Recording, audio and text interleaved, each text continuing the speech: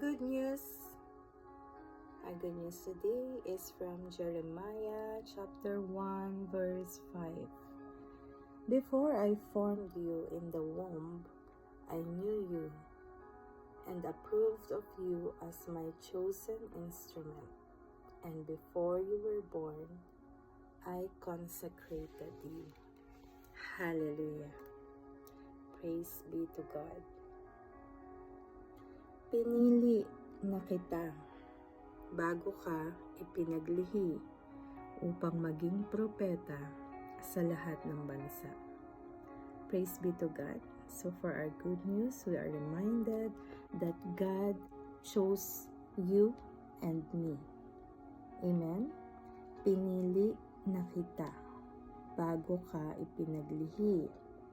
Bago pa ipinanganak si Jeremiah, itinakda na ng Diyos na siya'y magiging isang propeta. Kung paanong ang Diyos ay may plano sa buhay ni Jeremiah, ay gayon din sa bawat tao. Nilalayon ng Diyos mamuhay tayo ng naaayon sa kanyang kalooban. At siya'y tulutang tuparin ang kanyang plano sa atin. Tulad ni Jeremiah, ang mamuhay ng ayon sa kalooban ng Diyos ay maaaring magdulot ng pagdurusa. Gayunman, ang Diyos ay gumagawa para sa higit nating ikabubuti.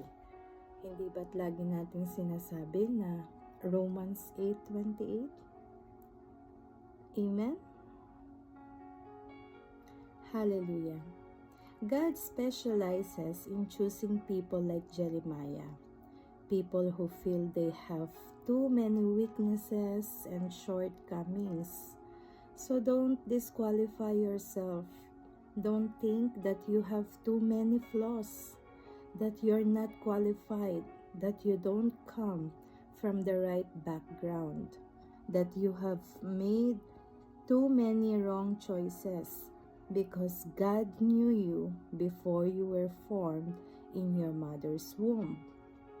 Good news, God knew every mistake you would make. God knew what you would struggle with.